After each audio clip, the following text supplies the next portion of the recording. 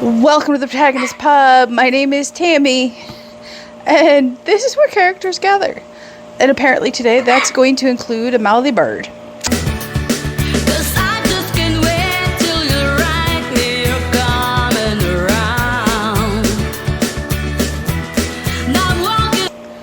I apologize. He will settle down here shortly. Okay, so I am going to wrap up the reading month of June and include in it the first weekend in August just because it fits here. I didn't finish anything this weekend. However, I did have a bunch of DNFs. And I'm going to talk about the DNFs first. So, first off, I'm not going to talk about them in any detail, however. So, first off would be the crime... Pickles the bird. No. Do you want a bath? Would be the Crime Brulee Bake Off by Rebecca Connelly. This is a cozy mystery, loosely, concept stolen from the Great British Bake Off. I was just incredibly bored and I couldn't be bothered.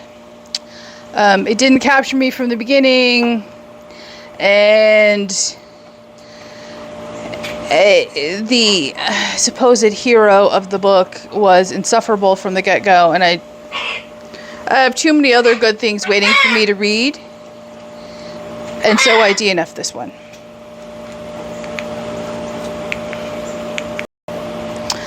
Next up would be Cheddar Off Dead by Korina. Moss. Trust the title. This was fine. I was like halfway through it, and Felicity, I was listening to it.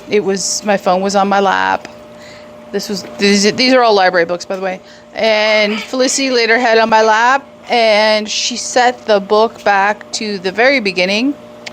And I've been wanting to read this a long time. It's about a cheese shop. It's cozy mystery. Cheese shop was set in the Sonoma Valley Napa Valley of California. It was fine. It was also annoying. And when Felicity set the book back to the beginning, I realized I really wasn't invested enough to attempt to go find out where I was in the story. So that one got DNF'd. Next up would be A Crafter Knits a Clue by... name on the screen. This was a great cozy mystery story. It's set in Wisconsin. I thoroughly enjoyed it. However, the narration killed the book. Every sentence ended in upspeak, and there is only so much of that my brain can take, and it completely killed the book. Now, will I try this again, like on my Kindle or something? Absolutely, I will. Cannot recommend the audio for this at all. Okay, and that brings us to Welcome to Jubilee by Hanna. This was a library book. And I first saw this on Amazon. I was interested. Our protagonist is 55. It's set in a small southern town. It's romance, right up my alley. Then I saw the page count. It's under 250 pages. It is not on Kindle Unlimited. It sells for $7 for a digital format book. No. My library had it on audiobook. I'm like, okay, why not? Haven't read anything by her. Give it a fair shot. I have never instantly hated a protagonist more. Excuse me, I'll be right back. Okay, Pickles has had a bath. And back to what I was saying. So, from the opening of this book, I cannot stand the protagonist. I have never in my life wanted to slap a character more. I listened to half of this book and I finally, I couldn't take it anymore. Every small town prejudice, every big city misconception about small town life, stop, go away and go lay down, is in this book. And it is, last one, so annoying and so just it was atrocious. The premise is she is a romance writer and she writes, no, we're done, high society romances, and her sales have been declining. She's highly successful, right? And so her latest book gets rejected by her publisher. Nobody else wants to publish it. And her literary agent says, hey, small town romances are where it's at. You need to adapt or your career is over.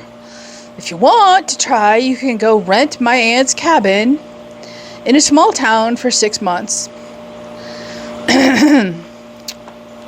She agrees and brings with her all of her preconceived notions about small town life, and then proceeds to be the most arrogant, annoying, petty. Just do not pick this book up. Especially if you're an older reader and you're looking for an older protagonist who you can identify with. I will not pick up anything else by this author. This is truly a one and done kind of situation for me. Between the ridiculously priced book and the horrible protagonist, I am done. Just no. Just no. So, those are all of my DNFs. Luckily for me, they were all library books. And now I have to get out the ever trusty journal because I know in my last update video I forgot. And of course, when I spray the bird, I got the journal wet a little bit. Oh well. It is not the end of the world. I realized I forgot to talk about a couple of books. And if any of these are repeat, I apologize. So first up, this was on Kindle Unlimited. That is Rich Blood by Robert Bailey.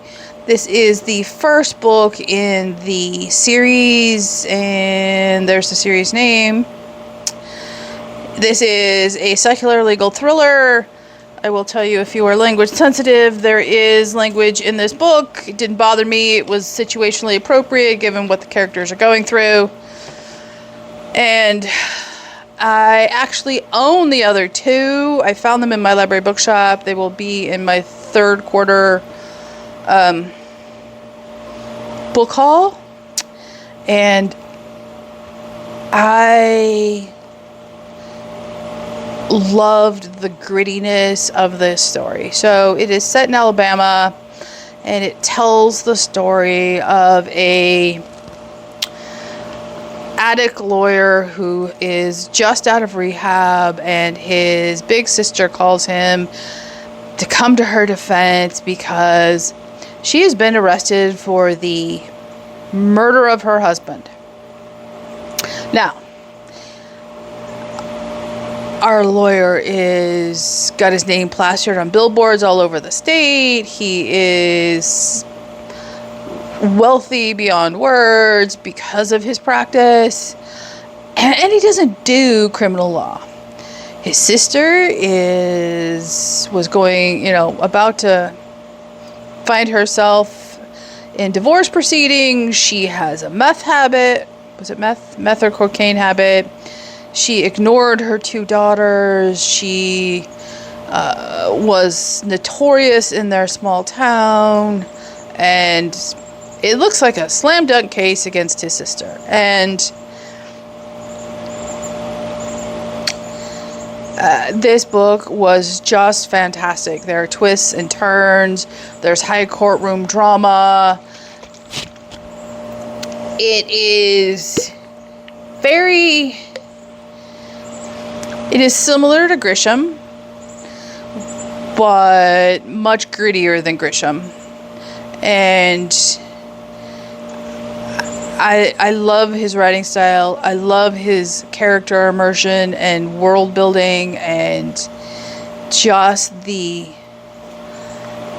depth of legal drama that he successfully weaves into his stories. And I was absolutely here for it. Okay. And I am not sure if I talked about it last time, but I did finish the Bertlin game by Len Deighton, and I'm pretty sure I did talk about this. This is the first in the Bernie something series right here. This was a book for the Read My Life Challenge. It was published in 1983. I did, however, listen to it on audio, and obviously it wasn't published on audio in 1983, but we're going to take the print version. And the short of this is that it was a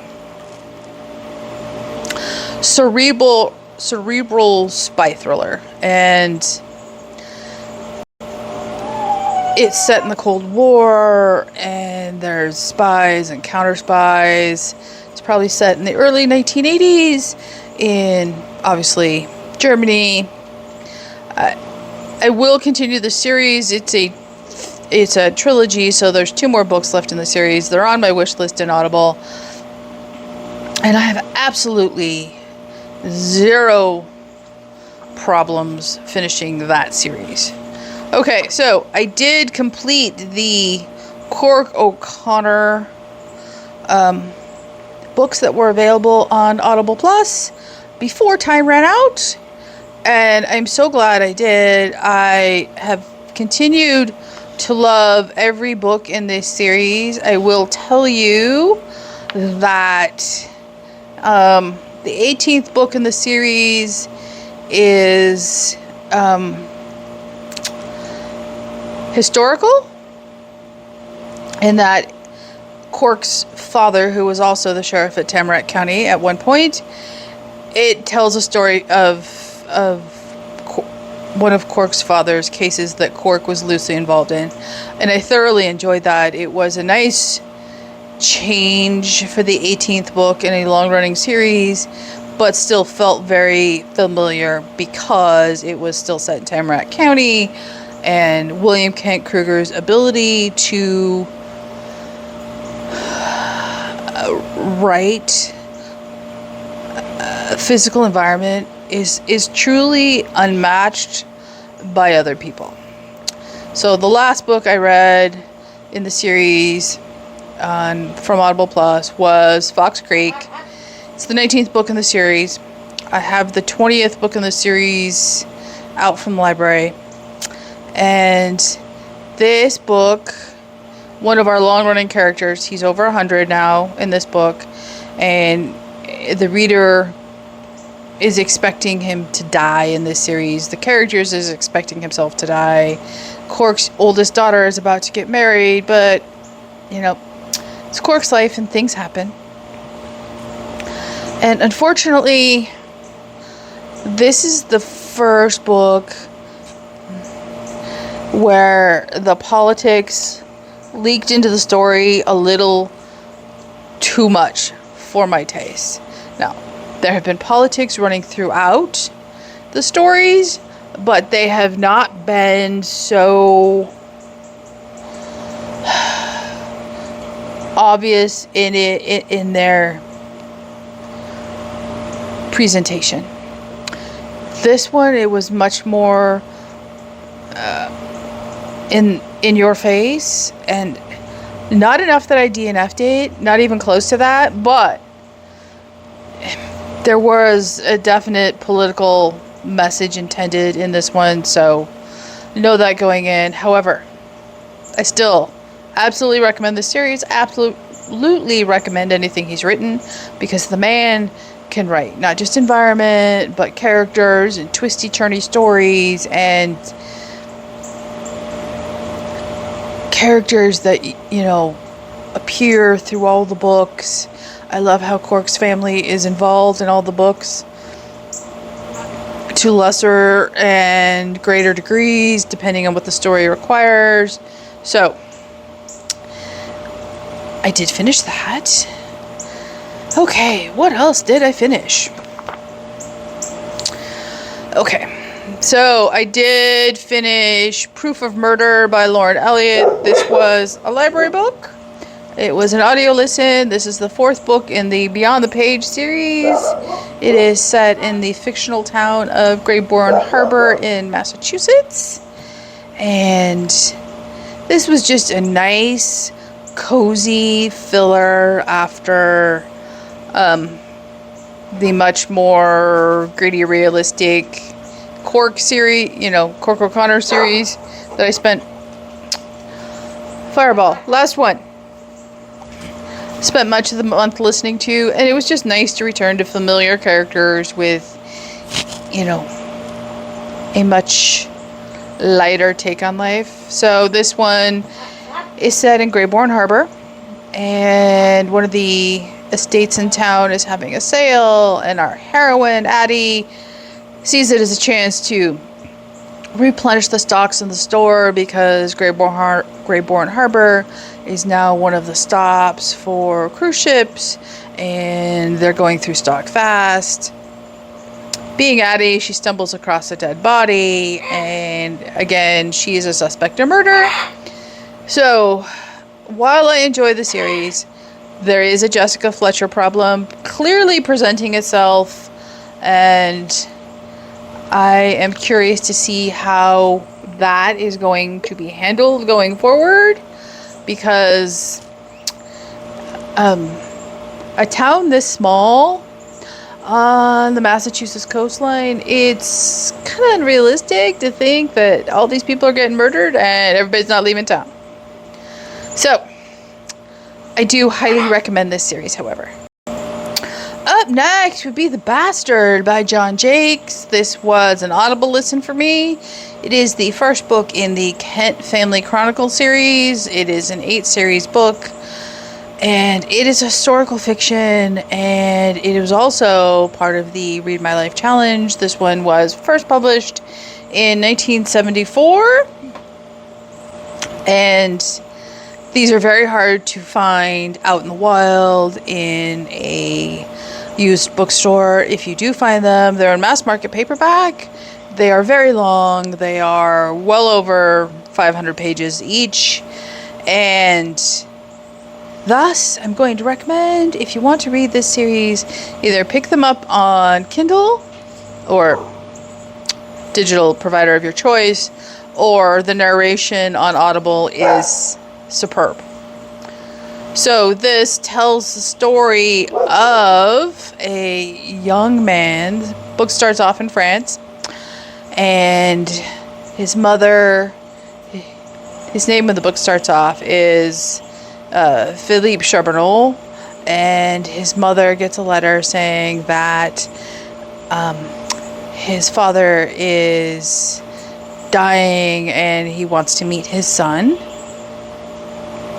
His father is an earl. He may be a duke, but he's high up in the nobility. Philippe is his bastard son, and in his mother's possession is a letter in which his father acknowledges him, and so she bundles them up. They go to England, and they knock on the family estate's front door and demand to see the dying man. Oh, you can imagine how well that went over with English nobility. And eventually, Philippe and his mother are forced to run for their lives and end up on a ship to America.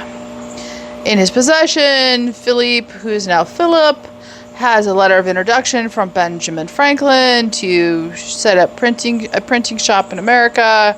He loses that on the boat. You want another bath? His mother dies on the trip over. Philip Kent, as he is now known, his father was a duke. He was the Duke of Kent. has taken his family's last name, and he's now Philip Kent. And he starts life over in pre-Revolutionary War America, and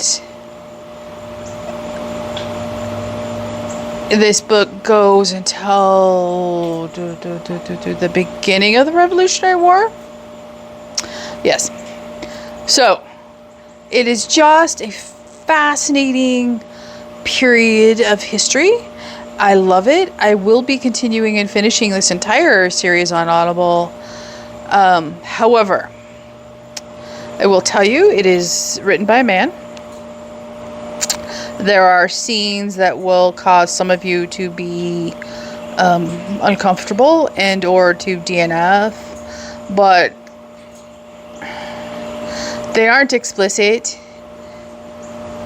They in no way should deter anybody from, this book or any of John Jakes' works, because the man can write. And he can make you fall in love with a time frame of history. I highly, highly recommend his North and South series about the American Civil War. I also highly recommend the miniseries.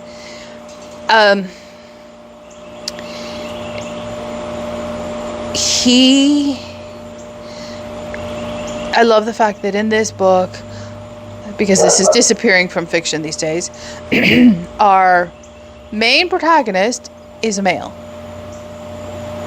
And it tells the story from his perspective. Yes, females come in and out of his life. Yes, he's not always, the most honorable man in the universe, but he does the right thing time and time again. And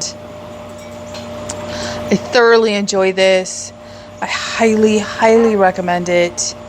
And if you don't fall in love with Philip Kent by the end of this book, just for his resilience and his fortitude, I don't know what to tell you.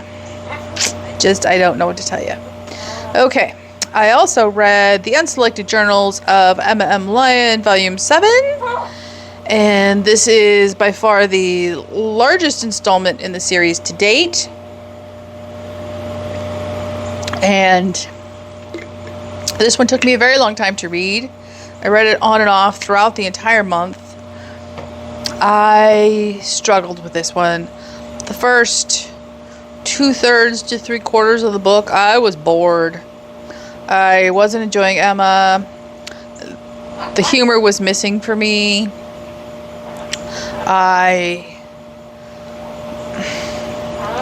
It just wasn't sitting right with me for whatever reason. However, that last third to a quarter, I thoroughly enjoyed. This isn't going to get a high rating from me, but it was decent. It was decent. The last portion saved the rest of the book. Now, that being said, and that wasp really needs to find someplace away from me, it's huge, y'all. I wish I could show it to you, but you'd all freak out. I may freak out. Okay, let me deal with the wasp. Well, wasp handled. I tried to get a picture for y'all, but Felicity came and moved the wasp along for her mother. So that's good. Okay, back to Emma. So the last third of the book is really, well, this thread runs throughout the book, but it culminates in the last third. And that is Emma's love interest. I don't buy it. I'm not invested. It is not who I would have picked. And I also am flabbergastedly floored by the announced guardianship. And so I'm heading into volume 8 in August. Pickles the bird. Stop. With trepidation. We shall see, but I'm just going to say with trepidation. Okay. Now for the rest of the books. Hang on, I forgot to grab one. Oh, that's okay. Okay, so first up, let's do library books. These are all new releases that I know I probably can't renew. So first up would be The Grim Steeper by Gretchen Rue. This is the third book in the Witch's Brew mystery series. I have read the first two.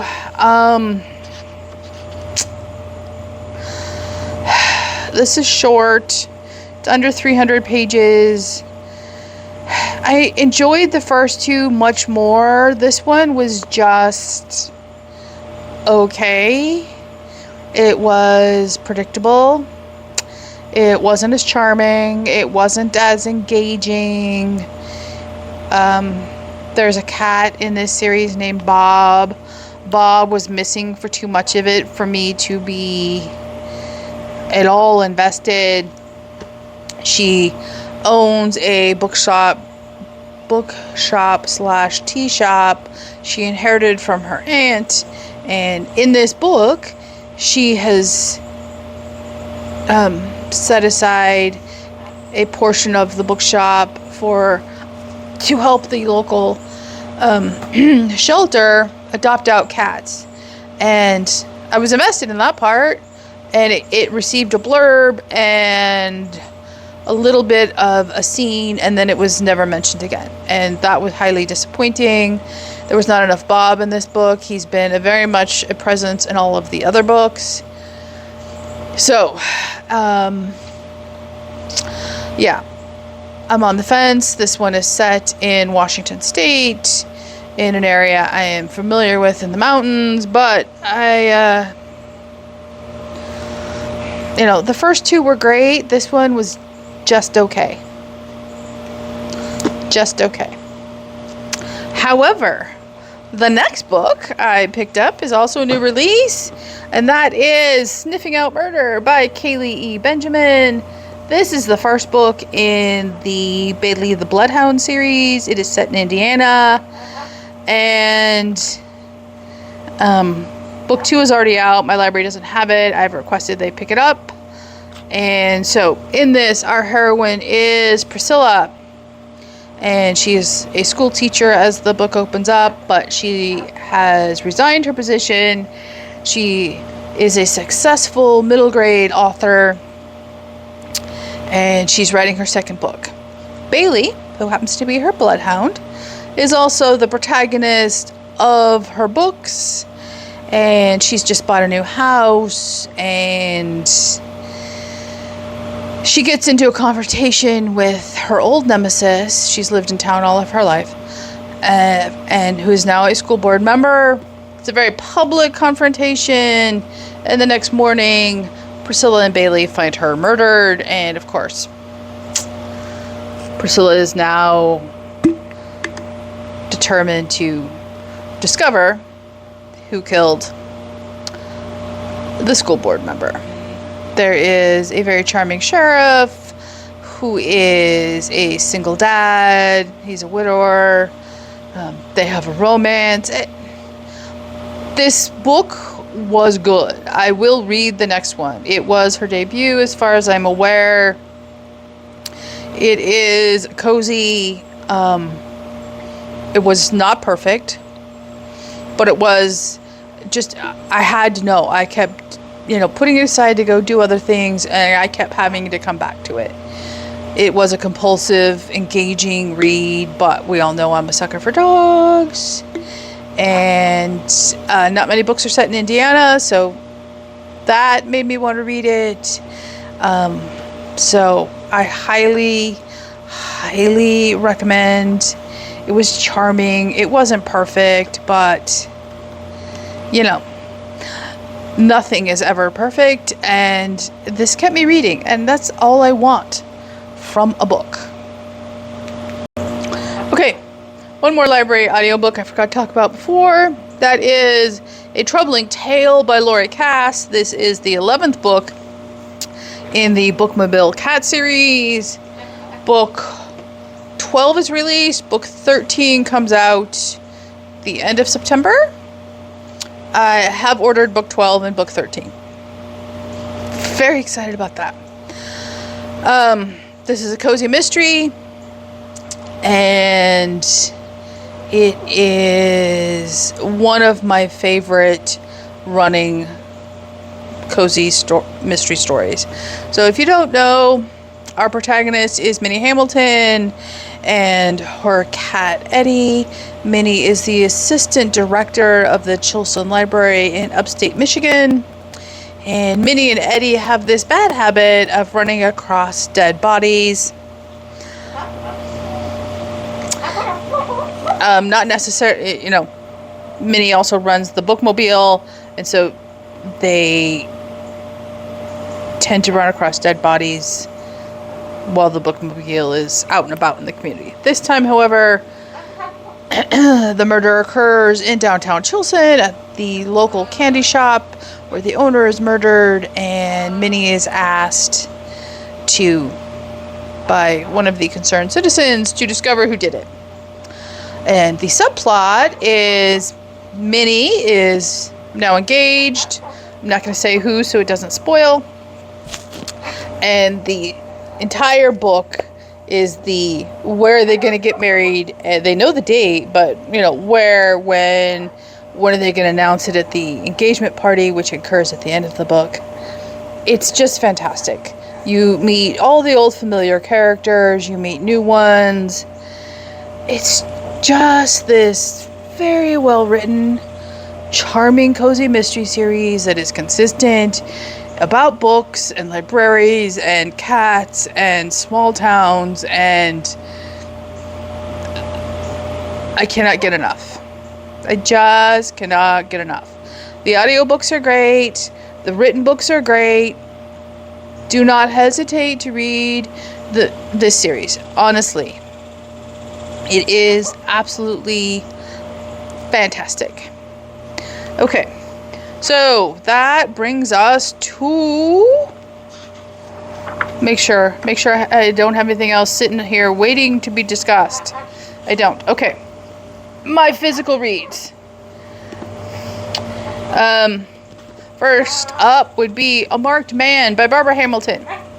This is the second book in the Abigail Adams Cozy Mystery Trilogy. And we all know Abigail is one of my favorite historical figures, and I loved this one. It is set in... No, I don't want it. I do not want it. Late February, and Henry Knox is arrested. Okay, Mr. Wasp, go away, for the murder of a British officer and transported to one of the islands off the coast because the British are afraid to keep him in Boston. And Lucy Fluckner, who in real life becomes Henry Knox's wife, Pickles the bird. No. Rushes over and is distraught, as you can imagine, and asks Abigail to please work her magic and discover the truth. John is reluctant, but he's got cases out of town. Abigail throws herself into it, and it is just compulsive. It is set in the winter, right after the Boston Tea Party has happened, and Boston is holding its breath, waiting for the reprisals that they know are coming from England. And the political tension is right. The history is spot on. There are twists and turns I didn't see coming. I loved them. This entire series is fantastic. It is very hard to find. Found my copy on Better World. Found the entire trilogy on Better World Books. I have never seen it anyplace else. To the best of my knowledge, it is not available on Kindle Unlimited or even digitally. I I could be wrong about that. I haven't checked recently. But if you enjoy Revolutionary and mostly pre-Revolutionary War America, there is not a lot of fiction set in that period. I highly recommend this series. It is accurate. It is well written. It is historical figures. It's Abigail done right. That's all I can say. It's Abigail done right. You meet, Sam Adams and Paul Revere, who are key players in this story. Henry Knox, and I believe in the first book, John Hancock is involved, and John Adams is obviously involved. You meet a very young John Quincy Adams. It's just an American history cozy done superbly well. I absolutely adore it. Okay, up next would be an early birthday gift, and that would be The Collector of Burned Books by Rosanna M. White. Amanda read this and loved it. I loved the passages she shared, and just before I bought it, she sent it to me as a gift. I am blessed with amazing friends, and I never expect people to send me gifts. It was a huge, unexpected blessing, and I know how much she loved it, and I went into it prepared to fall in love. Unfortunately, I did not. So it is set in Paris in 1940, just after the Nazis invade. But first, the prologue takes place in 1933 in Berlin. And then we jump to 1940.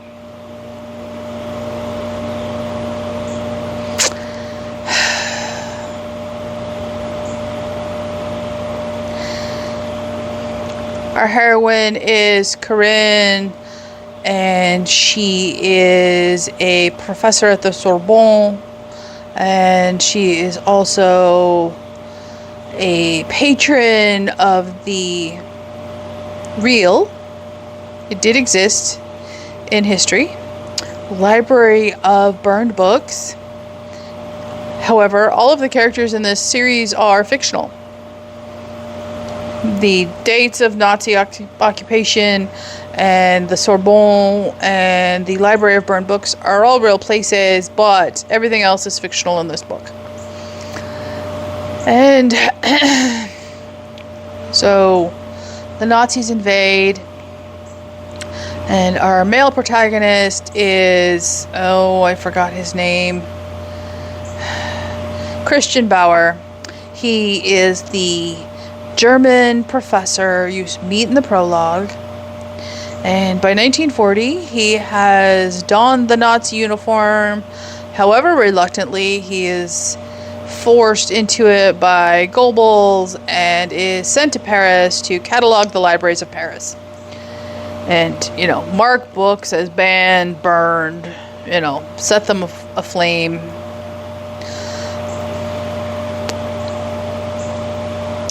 And somehow, between their first meeting in July and the end of September, after intermittent meetings that is a rat on my roof. Part of living in the sticks, by the way. It's a normal part of living in the country. These two people fall in love. Didn't believe the romance. Okay, let's just be clear. I didn't believe the romance. Korina is allegedly running a spy ring with her former students who have scattered to the corners of France, and they are, supposed to send back books from the burned library with encoded messages about Nazi troop movements. And they send these banned books through the mail. Okay, I didn't believe that. I didn't believe the fact that, however reluctantly, Christian is forced into the Nazi uniform, that he isn't scared enough to do a more diligent job than he did. And then we get to the issue of he makes regular trips to Corinne's apartment, allegedly to hunt for books that her mother checked out and are still missing. But how many times can you search an apartment and not find the books and yet continue to come back thinking they'll magically appear? She's also one of her students currently that didn't leave, is in the French resistance, and she's helping that. She's, inviting a Nazi into her home all the time. And eventually she starts accepting black market goods from the Nazi for a very good reason, which I don't want to share because it'll spoil it if you pick up the book. But there is absolutely no way her neighbors, she lives in an apartment building, would not have smelled the results of meat cooking in her apartment when they're on rations and meat doesn't exist.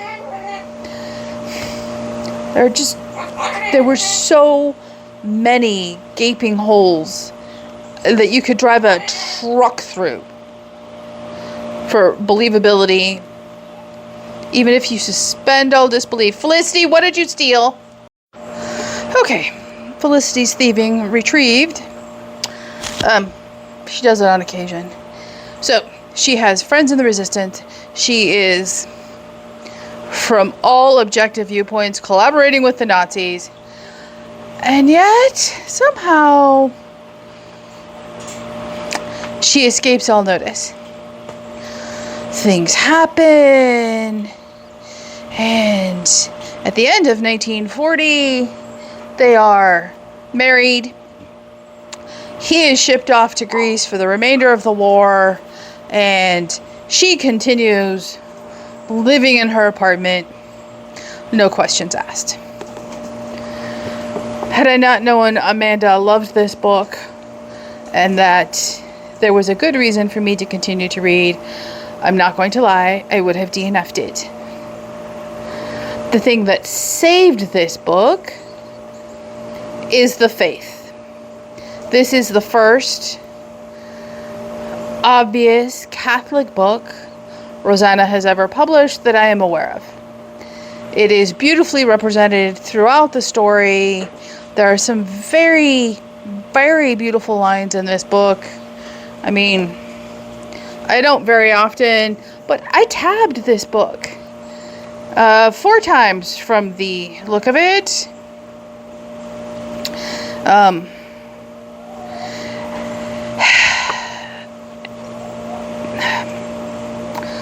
The faith saved it. But underlying all of this, it is set in World War II, and it's based on things that really happened. Nazis really burned books. They really, got the Hitler Youth excited about burning books that didn't conform to their political philosophy. All of that is accurate. But underneath it all is Rosanna's political bent in modern day America, and I couldn't unsee it, and it's there throughout, and it's really apparent at the end. I'll read you the passage at the end. It's not a bad passage, but it's definitely her political choice. Read the things you hate and the things you love, things you never thought you'd understand, and never accept the excuse that you're not strong enough to handle it if you read something that offends you. You are. You're strong enough to be offended, and then to try to understand why. You're strong enough to grant that someone can be different and still be worthy of dignity. And if you aren't, he slammed one more book onto the stack. This is Christian. Then read more until you are. And while I do not disagree with anything in that statement,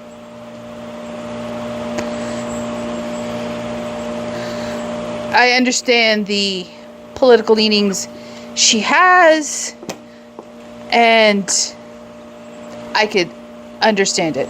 There is a side character in this book who, in the last 25-50 pages, makes a dramatic character swing, and it's never just it's briefly touched upon. It's not expanded, it's not shown, it's told.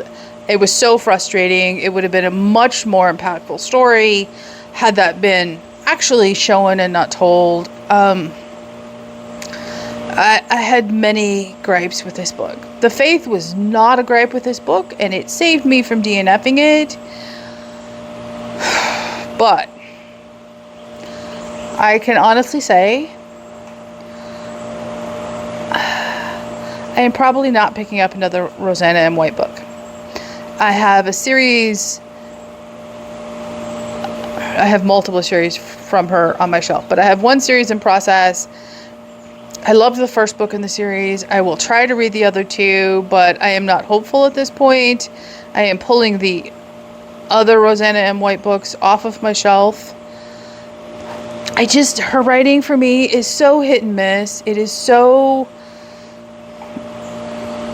such a mixed bag that I never know what I'm going to get when I pick up a book from her, and that is disconcerting. And if I can get it from library and try it, great. But am I going to spend money to do it moving forward? I'm absolutely not.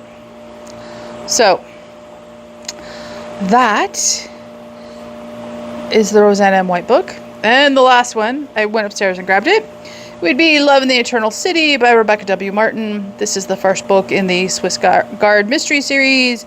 This was the book club choice for July. I have an independent review for this. I will link it down below.